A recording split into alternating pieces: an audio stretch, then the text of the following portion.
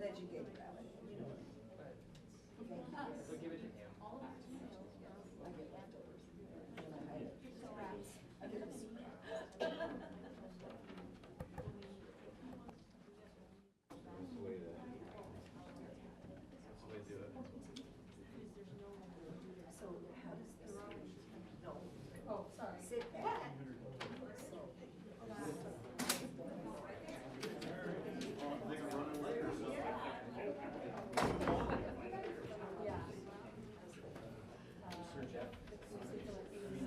Hi, how are you?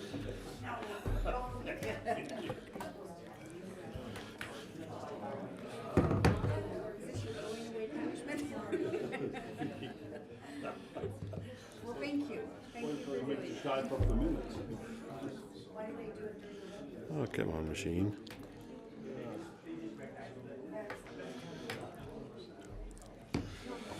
All right, welcome.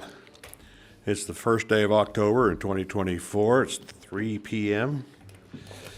This is the public meeting of the Board of Uintah County Commissioners being held in the Commission Room. We have today Deanna Nyberg for the prayer, Tonya Craven for the pledge.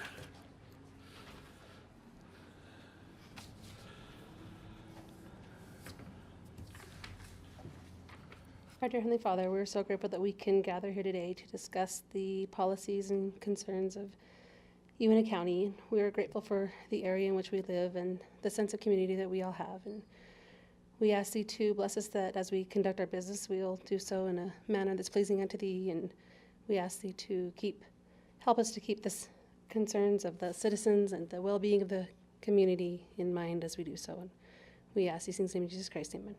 Amen. I pledge allegiance to the flag of the United States of America and to the republic for which it stands, one nation, under God, indivisible, with liberty and justice for all.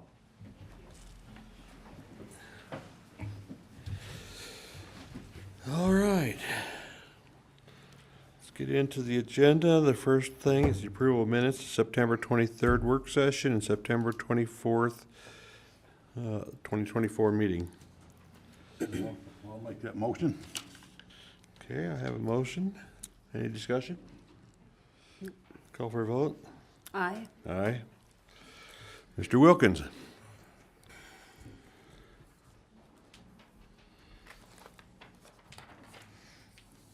Commissioners, I have warrants from September 26th in the amount of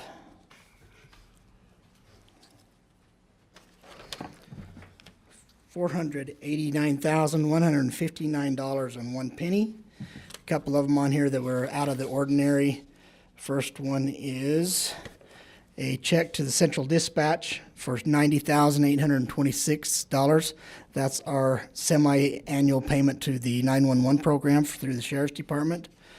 There was also 2 trucks purchased for the road shop, one from Young Chevrolet for $52,754 and one from Young Ford for $62,574.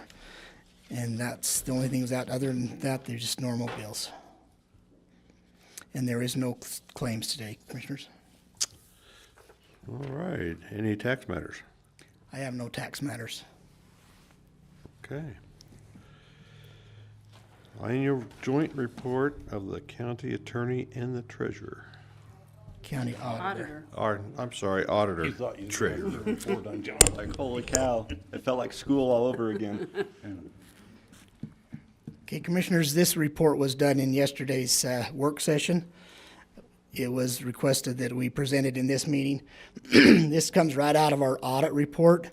Uintah County's cash balance per the audit for 2023, this was as of December 31, was $96,810,391. It went Now, off, Mike, it went off. it went off? It's not on our, there it goes, okay. Well, that's because he's playing with buttons over there. Don't make me turn the room off. Okay. $96,810,000. Now, this is not a savings account that can be spent anywhere they want. So let's go over where that money actually is. There are stipulations. So we have restricted funds of $33,973,000. These restricted funds are reported as restricted when they are constrained by externally imposed legal restrictions or by law through constitutional provisions or enabling legislation. Committed funds.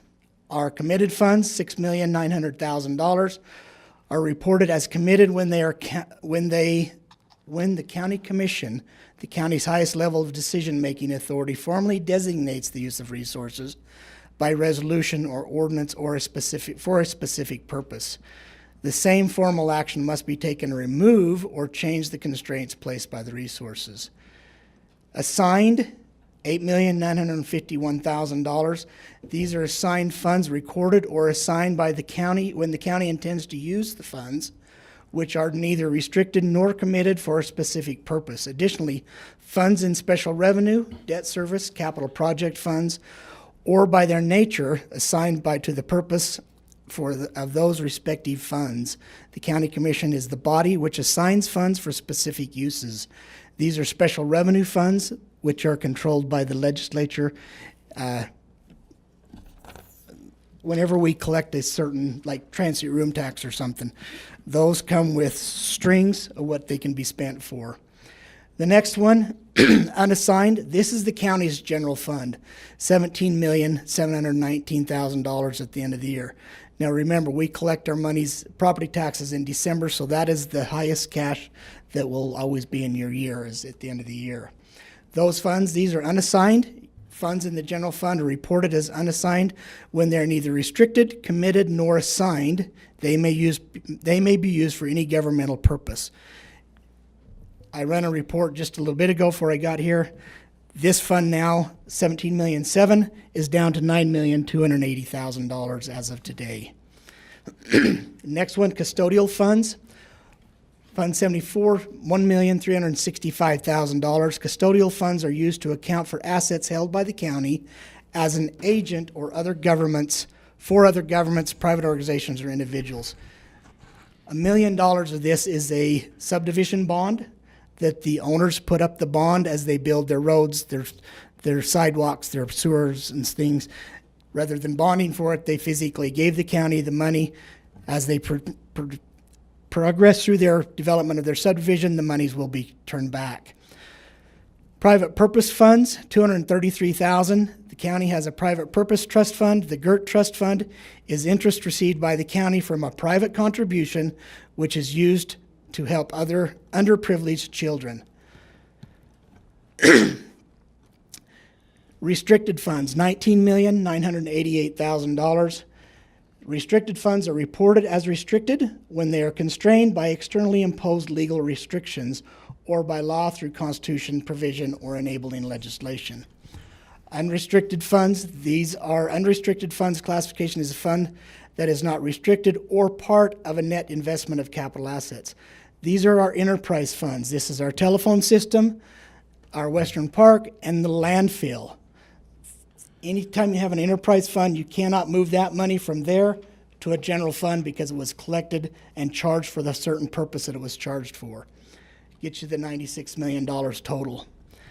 Net position, Uintah County had an excess of revenues over expenses in 23 by $8,116,000. Let me explain where that come from. General fund, $2,275,000. Municipal fund, $861,000.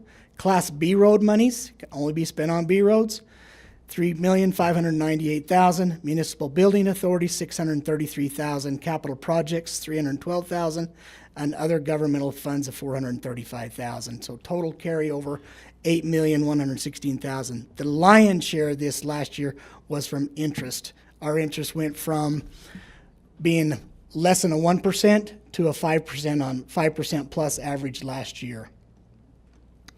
Our enterprise funds, care center, $50,000, and this is not the care center much.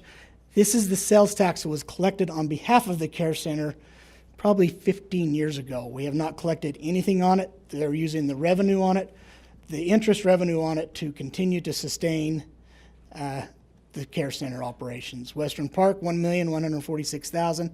This was a transfer from general fund over. Landfill, $390,000. Telecommunications, $32,000. So our total business type activities carryover was $1,618,000. Now let's look at what was actually budgeted for the general fund last year. We budgeted $37,747,000 to come in as revenue. Actual revenue come in was $32,344,000, which was a shortfall of $5.4 million as far as what was budgeted to come in. Municipal Service Fund, $6,814,000 was budgeted to come in. We actually collected $7.2 million. We actually received $458,000 more than was anticipated for that fund. Now the expenses, again, this is where the increase of revenue over expenses was. We budgeted $37 million to spend. We actually only spent $30 million. So we come under budget by $7.6 million. So I thank the departments for that, trying to help us out. Municipal Service Fund, $6.8 million was budgeted. We spent $6.4 million. So that is our differences there. And so that is that report, Commissioners. And Wendy has her. One report up there, Mike, you said it was Western Park, but I think that was the care center for $19 million. 19 million's care center, correct. Yeah. Did I say Western Yeah. Park? Sorry, that's care center. Thank you.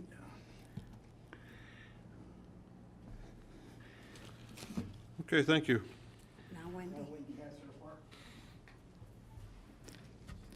So Commissioners, I'm just here to follow up with what Mike has presented in indicating and showing where those monies lie in the banks. As a county treasurer, it is my job to bank the money. So I take all of that money and I put it into different accounts for different purposes. So my job as a treasurer, I receive the monies, I deposit all of the monies, and then I disperse all the monies either through accounts payable or other means. So that's what I do with all of the money that's sitting in these various bank accounts. The three main objectives of the treasurer is, first of all, the safety of those funds. That is my number one objective. The second objective is the liquidity of those funds. How quickly can they be accessed? And the third objective is the rate of return. And so interest rate is actually number 3 on the list. I have to make sure, first of all, that those funds are safe and secure. I have to follow the Money Management Act, which is set forth by the state in investing or banking any monies as a public treasurer. So I have to follow those guidelines. So again, as of December, this is the amount that sat in those bank accounts, and they are for different purposes, so I'll just indicate what those purposes are for. The first one, Wells Fargo, that's our general operating account, $1,857,221. This account is the one that the IRS payments come out of, the URS payments, the payroll transfers, any ACH electronic deposits come into that, so that is an operating account. Mountain America Credit Union, we have a payroll account set up there. You have to have a balance in an account to be able to receive the payroll transfers and then disperse those transfers out to all of the employees, so that's what that account is for. The Zions Bank accounts payable account, $2,272,659. That is for all of the accounts payable checks that we send every week, and I have to make sure that there is money in that account to cover those checks. The PTIF, that's a Public Treasurer's Investment Fund. There are 12 different PTIF accounts. They are all for different specific purposes, and they have to be in different accounts. Some of them are reserve accounts when buildings are built or an airport fence is built, anything like that, you have to, by law, set up a reserve account for those. And so those are restricted funds, and those are set up with the Public Treasurer's Investment Fund. Most of the money there is, I did read off the balance of that one? $65,892,646. Most of that, again, is restricted. Those are restricted funds. And by restricted funds, and I just want to make the public aware, when we say restricted funds, that means that, for example, if you have money that is restricted, that is pegged, earmarked for the care center, you can't take that money and spend it on a road grader for the road department, for example. Okay? Those are restricted funds for those specific purposes. And on December, at the end of December, the PTIF was, interest on that was about 5.4%. I looked at the end of August, which is the last report that I have from the PTIF, it was 5.33, so it is coming up a little bit. The Zion's LAM account, that is the liquid asset management account. That is the care center money, and again, that is restricted monies. Those are restricted only for the care center. As Mike pointed out, the balance on that is $19,408,800. On that account in December, it was earning about 4.5%. You'll ask yourself, okay, why is that earning less than the PTIF, which is very liquid? And I'll point out that the PTIF accounts is very volatile. The interest rate goes up and down and it fluctuates rather quickly. These other investment accounts, the LAM account and the next one that I'll talk about, the Morton account, those are long-term investment accounts. I am very restricted and limited on how long those investment accounts can go out according to the Money Management Act. And but those remain steady. And so when you're earning, for example, on the LAM account 4.5%, it's just a steady growth going straight up, where the PTIF account may be dipping and raising and dipping and raising. So over the course of those investments, there has been more interest earned in the investment accounts rather than leaving it with the PTIF, because I have seen environments where the PTIF has gone as low as 0.5%. So. And then the Morton Asset Management account, that is a tax stability trust account at $7,176,178. That again is restricted money. And at the end of December, it was at 4.1%. So they're staying pretty even with those investment accounts.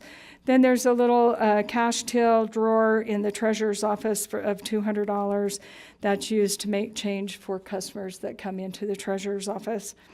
So again, the total is $96,810,390.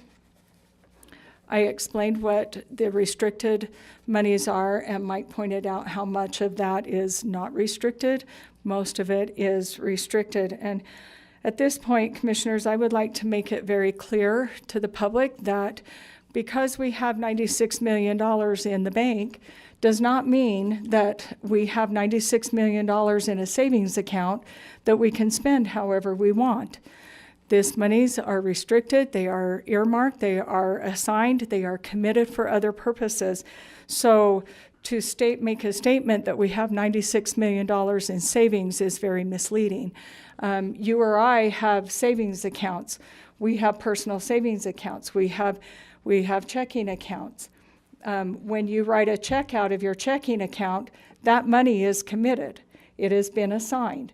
And so do you have, for example, if you have $1,000 in the bank and you write a check for $700, how much do you have left?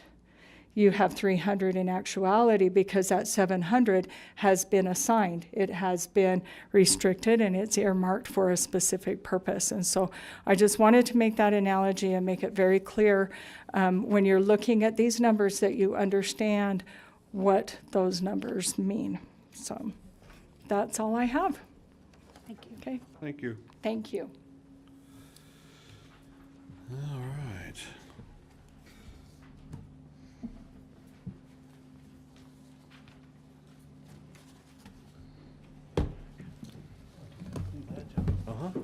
I'm learning. All right, next one is 2024 Co-op Marketing Grant with the Office of Utah Tourism. And Lisa.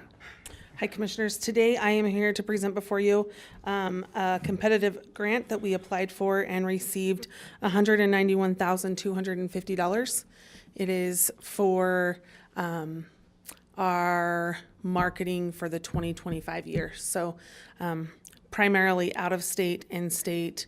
It does have a little bit of event marketing that goes with it for Phenomenon, some for the airport and the conference center. But it is to draw outside business into Uintah County through tourism. Any questions on that? That was a lot of good work you do on that. Well, thank you. I think it's went up 30, 40,000 since I've been here, or the last 2 or 3 years. I don't know, but Yeah, this is the most we've ever received, so it's pretty competitive. There is about 4.5, I chair this committee at the state, but there's about $4.5 million available for this. It's generated from state transient room tax that's collected from hotel stays around the state, and then it's appropriated from the legislature to this grant fund, but we had about a $2 million ask over, so we had about $6.5 million in ask for this grant, and so it was super competitive, and grateful for the money that we were able to receive. It helps offset our marketing costs. So, Okay, great. Call Thank for a you. motion. I would make a motion that we approve the 2024 co-op marketing grant in the amount of $191,250 as presented. Any comment, questions? My only comment is, it sounds like a broken record, but Lesha does a fantastic job for the county for thank travel you. and tourism. It does sound like a broken record, but you're And very, more. very nice, very nice. So thank you very much. And I have a great team. So it's not just me. There's a lot of people on my team that make a lot of cool stuff happen. So thank you. Thank you all. Thanks for the support. Did you have Okay, something? call for a vote. The signature will come in form from the state, so That's fine. electronic. Aye. Aye. Okay, passes. Tonya, Resolution 0930, 2024 R1, USIP representative and alternate.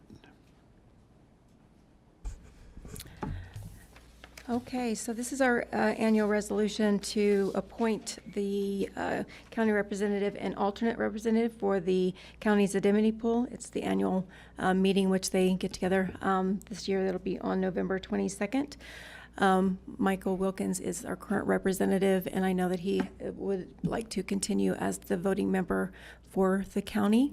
The legislative body does need to appoint a voting member and a alternate for this so that we can send this resolution in to USEP so that we can continue forward with that. And you stated the number, didn't you, John? Resolution 09302024R1. And I believe you are the alternate? Oh, yes, I am. Currently. I have been, yes. I would make a motion that we keep the members the same, the representatives from the county the same, with Mike acting as the representative and Tonya as the alternate. Okay, have a motion. Any discussion? Call for a vote? Aye. Aye. All right.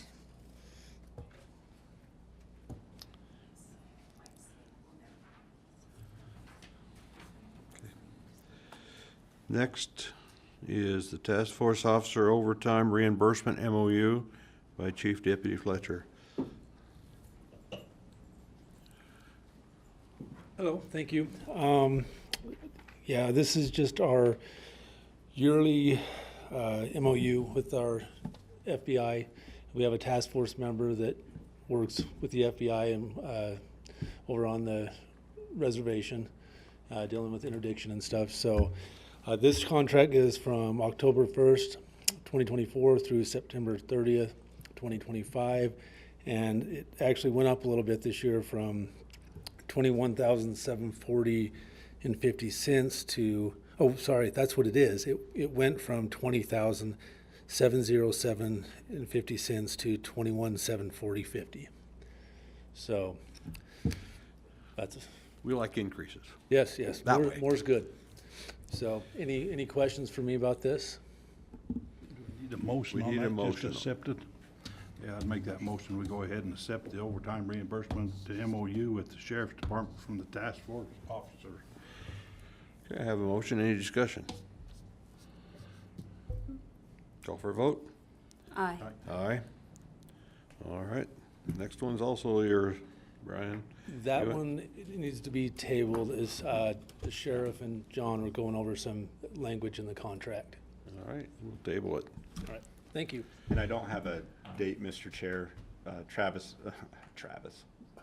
Steve and I are working on our schedules to get together. Okay.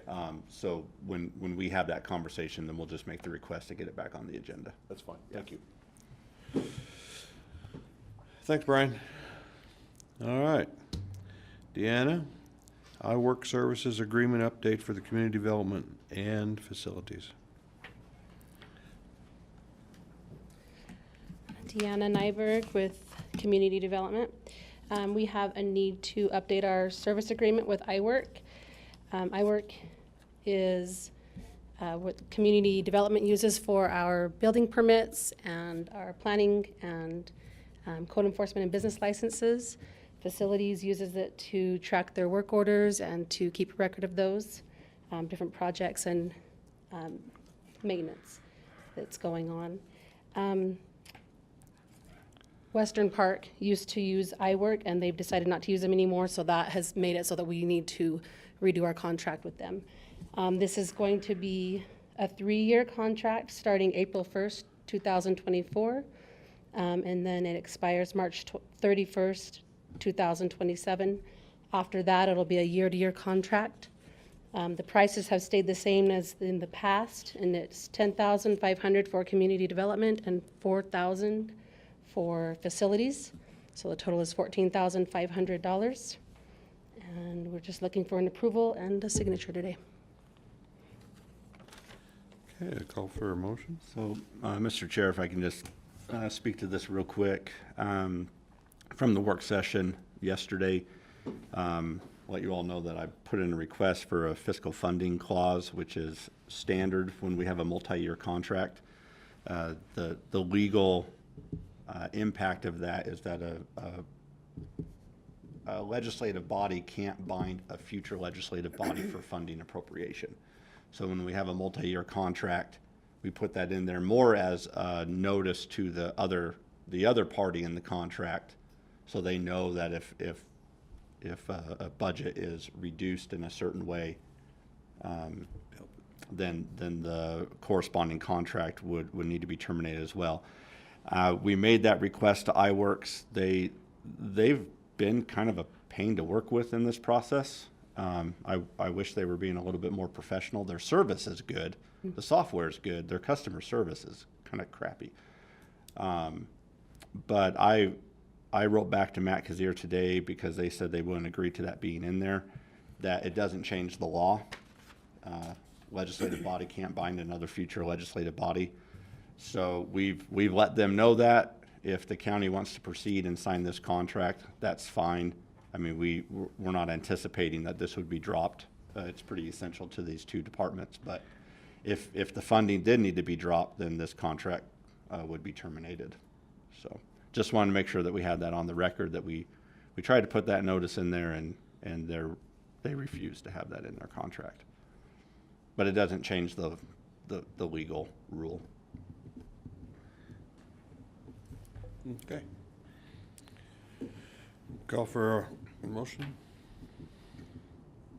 I would make the motion that we approve the IWORQ Services Agreement update as presented. Any discussion? Okay, I'll call for a vote. Aye. Aye. Okay, thank you.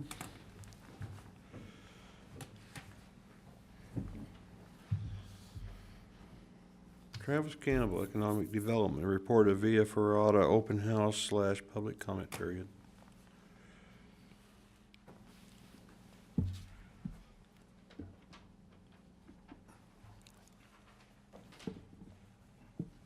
Good afternoon, Commissioners. Travis Campbell, Economic Development. Bear with me while I get this plug in.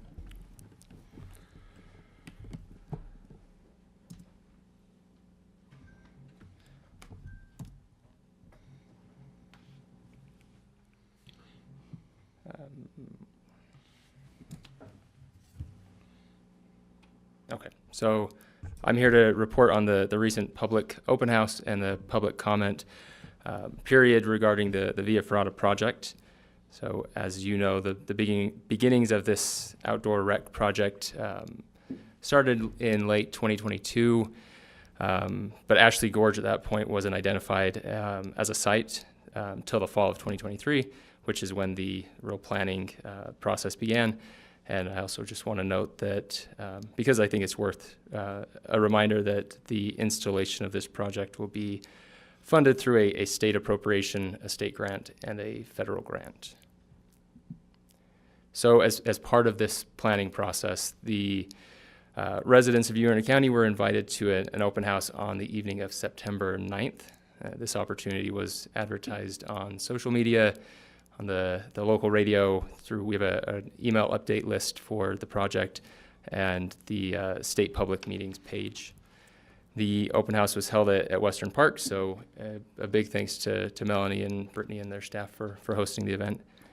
And the idea here was to invite the public to learn more about what Via Ferrata rock climbing is, to see the proposed route and route design, the access points, to learn more about the preliminary management plans, and most importantly, to ask questions and share feedback. So the open house consisted of various stations with different information on each table. Again, whether that be the history of the project, the route designs, the security measures for the source protection, regular maintenance, things like that. And there were several Uintah County staff in attendance to meet with the public and share this information and answer any questions that they may have. During the open house, QR codes were provided to download the project development packet, which was a packet that consisted of most of the information that was being shared at the different stations, as well as a separate QR code for a digital public comment form. We also had hard copies of each for those in attendance. So if they wanted to leave a comment that evening, we had hard copies. They could leave a comment then. We had 57 individuals sign our sign-in sheet. We definitely had more than 57 individuals in attendance that evening. I mean, our best guess would be 150 to 200, somewhere there. We also had groups outside the facility. So whether those individuals came in to the open house, I couldn't say with any accuracy what those numbers were. And since we didn't require sign-in to come into the open house, we unfortunately don't have an exact number of attendees. Overall, though, the open house was successful. It served its purpose to provide this opportunity for the public who has interest in this project to come out and learn more about it and ask questions and share their thoughts. So in addition to the 30 comments that we did receive that evening, the hard copy comments we received, the 9th was also the first day the public comment form was available digitally. So that comment period was open for 2 weeks, and that was, again, advertised the evening of the open house, and again through social media, local media, and local radio. So as I mentioned, the comment form and the digital version of the project development packet they were available through a QR code during the open house, but also through the Uintah County Facebook page and Uintah County's website on the main page there. As you can see from some of the numbers from the comments we received, during that 2 weeks, we had 236 total comments, so 206 digitally and then the 30 from the open house. And when you break those down into what those comments were, the vast majority were positive or in favor of the project. And I mean, that being the case, I will say, although there were fewer comments in opposition, I think those sentiments are definitely taken into consideration in the project, in the plan development, and they're very appreciated. So throughout the planning process and now in consideration of these comments that were received during the comment period, the route designs and some of the security measures that were initially recommended have been modified and adjusted to address some of those concerns. All in all, this is just another step in this overall planning process for this project. So as has been consistently mentioned, the county wants this to be a good project, a good, well-rounded project, and that comes from hearing all points of view. So now there is still work to be done to determine the final route locations, the needed security measures, the details of the management plan. That work still needs to take place, but and that needs to happen all before the climbing route will be open officially to the public. And these comments definitely help guide that ongoing process. So with that, again, thanks to Western Park, thanks to everybody who attended and submitted their comments, and thanks to you for listening to me today. If you have any questions or comments, happy to take them. Mr. Chairman, if I could ask a question. Yes. Travis, and my understanding with these grants, that we're gonna have to let the public use this free of charge, is that correct? Not based on the grants. The state does have liability protections for outdoor recreation activities. And so, yeah, if there are charges, I mean, this goes to like hiking or mountain biking, those kind of activities too. But if those liability protections are in place, it's got to be free of charge, whether it's on public or private property. So, yeah, for the liability protections, that's the case. It has to be, they're gonna be, let them use it free of charge, is that what you're saying? For the access, yes. Yes. For those, if we want to maintain those state protections. Yeah. Well, and just, my thoughts are is that, I'm not crazy about us charging our kids to use everything in Uintah County that we're tied to, but this is being built, and there will be, for it's done, quite a little bit of tax money involved in it. Be letting it used for, free of charge. Just comment. I'm sorry, do you mind elaborating on where the tax money will be used? Well, my thoughts is that the maintenance and upkeep of it, and security going in and out of it, stuff like that, the future, if it gets used like they said it would, that I think we'll have to have a inspection done every year on it. I would suspect, I guess, Travis, I've never been around one of these, but, I don't think would be able to leave it unmanned up there and just let people come and go as they want. I think we're gonna have to have, I guess, I've never been around this, suspect we're gonna have to have, when it's open, have it manned, but maybe there's other things that will work, I don't know, but it just out, my thoughts. I think that's what we're definitely looking at, as we look at this. I think all questions that, as the planning process continues, that need to be answered. So. Okay, thank you. Thank you. Any further discussion? All Thanks, right. Travis. By the way, good job last week on the Energy Summit. Lesha, good job and Scott, bike race, whatever. There's too many things going on around here but anyway, that Energy Summit was, as usual, a great success. Okay, I'd say based on the comments, we continue with the Via Ferrata. Okay. Public comment period. Public comment is a time for public comment, not public debate. The county will listen to comments made and take them into consideration. County will not be responding to comments or answering questions. Comments made may be something the county has no power to act on. This is a recorded public meeting. If someone would like to make a comment, they will need to wait until the microphone is available and state their name before they start for the record. Please be respectful, no interrupting. Please wait your turn. A total of 15 minutes will be allocated for public comment. Each speaker will have 3 minutes. At the end of that 3 minutes, the telephone will ring. That means you're done. Okay? If anybody'd like to come forward, there's a microphone over here. One over there too, I think. Dan Dilsaver. Good afternoon, commissioners and audience. Our numbers don't jive, which is maybe not too surprising.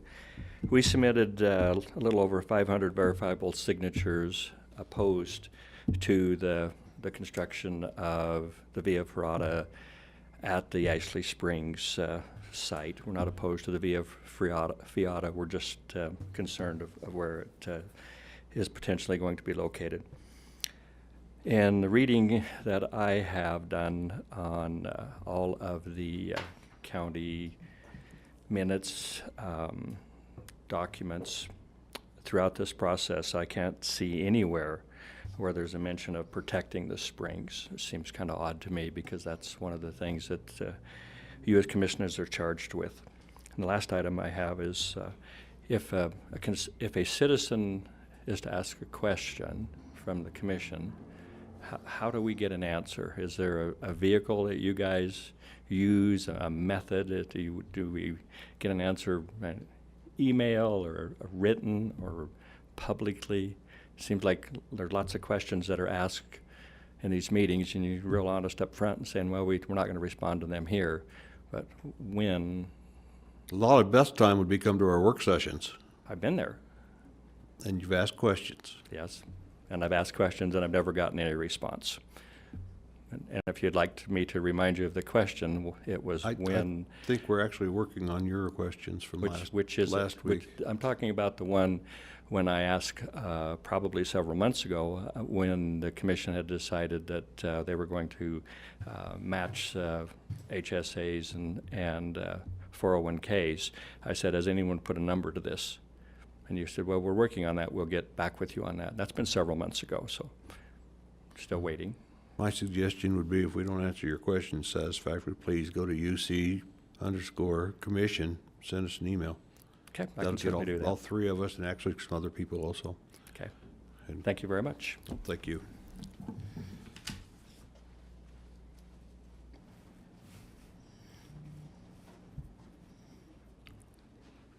Anyone else?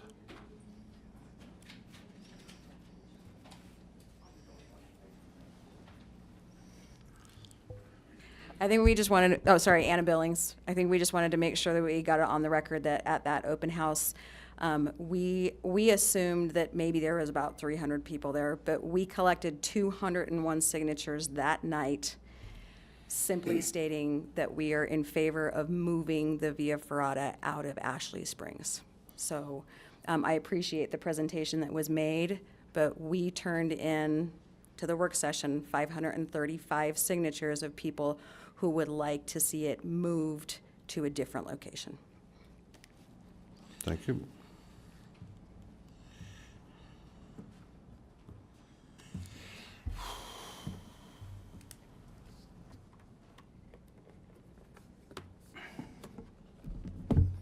Mark Caldwell. Last week I made a presentation. I've come across some other information I think is meaningful to try and start a conversation. And I'd requested last week that we have a public meeting and discuss the sales tax referendum. I haven't heard back from anybody on that, but I think that would be good public information. As I've been looking at the numbers this last week, something came to my attention. These numbers come from your audited financial statements. So I looked to see how much the county's been spending on public safety, and I went back to 2021. So on the far right there, you've got 2021. You've got the budgeted and the actual expenditures. The first line of numbers is public safety. That's out of the general fund, which would be probably the jail. Then you've got the municipal services fund on the next line, which would be the sheriff's department. So it shows your actual spending versus your budget. So in 2021, you had an $879,000 budget surplus. So you had more money than you needed. 2022, you had $1 million budget surplus for public safety, more than you needed. 2023, $1.29 million surplus. You've got more money than you need. So I haven't heard a good argument as to why we need this sales tax for public safety. If you look at from 2021 to 2022, the budget increased $805,000 or 6.3%. From 2022 to 2023, the budget increased $1.9 million, almost 1.984 or 14.6%. So I really would love to have a public meeting so we can discuss this and the public can be more informed. I don't see the need for this money to go to public safety. I think this money is going to go to raises for all county employees. Just my opinion. Last year you told us that the county was running deficits. I presented this last week. There were some numbers before I got here, I think, presented, but your general fund didn't run a deficit. You ran a surplus of $2 million. Brought the total surplus for the general fund to $17 million, because the $2 million was just for 1 year. Municipal services for 1 year, $861,000 surplus. All government funds, $8 million surplus. Business type activity, that's Western Park type things, $3 million surplus. You told us all last year that we had deficits and you had to raise taxes because the prior commission had cut taxes and broke the county. When the numbers come out, it's not evident. So please, let's have a public meeting and discuss this. It has been 133 days since you passed that resolution to raise sales tax, and I haven't heard a word from any of you. 133 days. I thought Kamala Harris was bad at dodging the media. Thank you.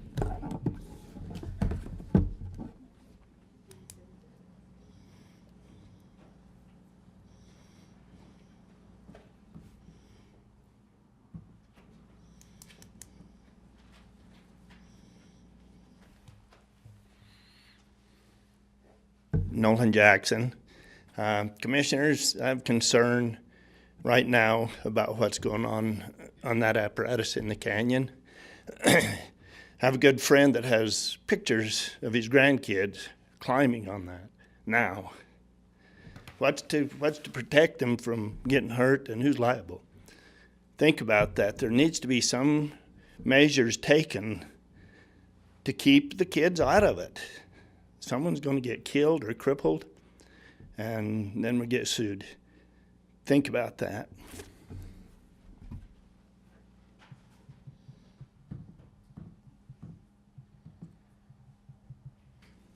Anyone else? Here it comes.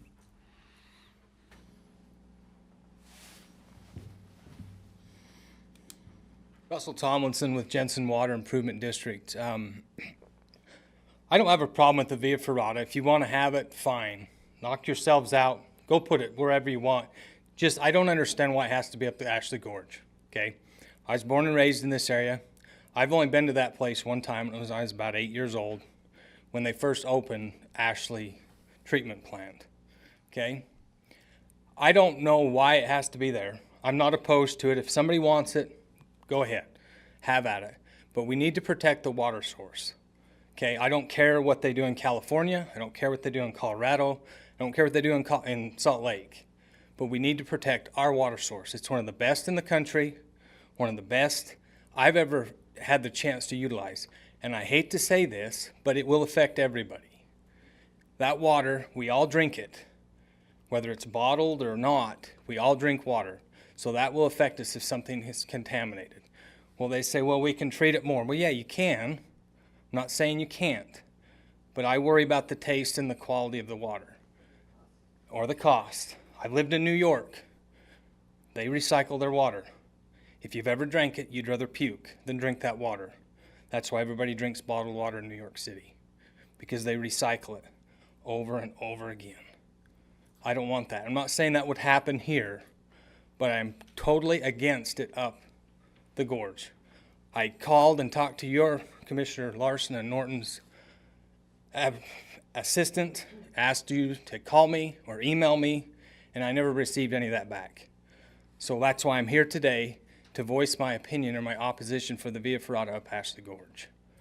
I don't have anything else other than please find another spot to put it.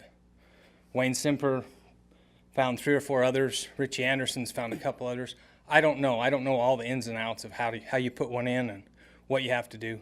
But let's not put it there. Please find another spot. Thank you.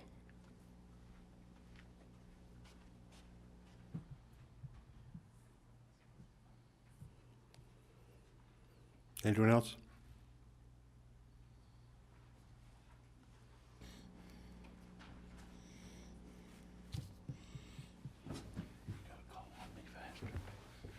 Ken Young. I don't think I've ever got up here to voice my opinion, and I think I need to get off the fence. I agree with Mr. Tomlinson about trying to find a new place. Most everybody that's against this is not against the project, they're against the location. There's a place, and I don't know whether you guys inspected it or been there or aware of it, but the county owns some acreage down on the White River. I'm assuming they still do. They used to, here up until just recently, that has the rock cliffs, it has the river running through there where people can go and swim, fish, canoe, participate in your project. It's got access to it. It's right off the highway. It's really quite scenic, and it could be used basically all up and clear even into winter because of the sunshine there collecting off them cliffs. You know, that might be a little bit of an issue there. But I think that we need to change this and get it away from them springs, protect them springs, because like my daughter has told me that live in their areas, that Vernal has the best tasting water anywhere, period. We need to protect that. And that's what I want to say today. Thank you. Thank you.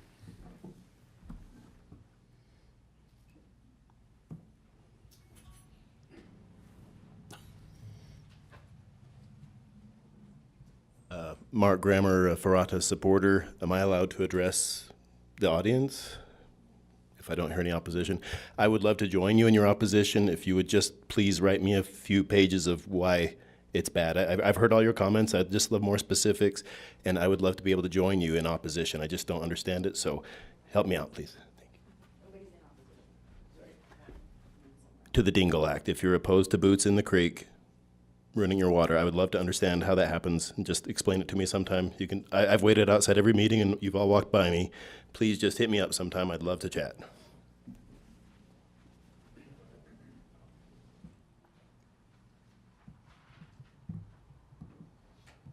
Anyone else?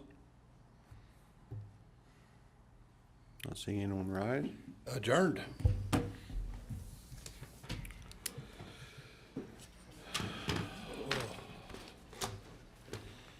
Too easy. Here's your paperwork, Mike.